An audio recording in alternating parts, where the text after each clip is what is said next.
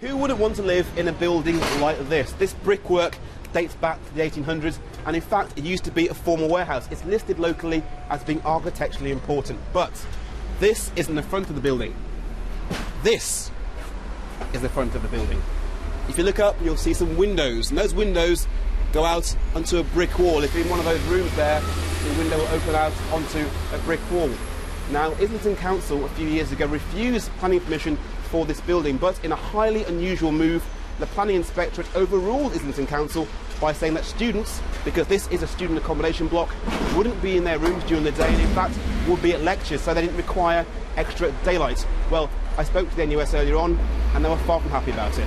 The housing market for students in London is out of control, with a huge incentive on making money and not really what's in students' best interests.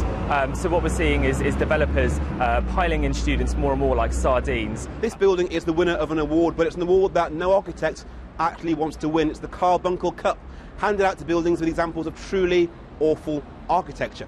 Now, I'm joined by Hank Dittmar, who's a juror in this year's Carbuncle Cup. Hank, why did this building win? Well, building design asks the jurors to try to separate the banal, the merely banal, from the truly awful, and this building stood out for three reasons. First, it's not going to be nice for students to live in it. The views are blocked. Secondly, it disgraces and disfigures the neighborhood it's in. It doesn't fit in. Third, what they've done to the historic building is truly awful. Instead of saving it, they've performed a radical facadectomy.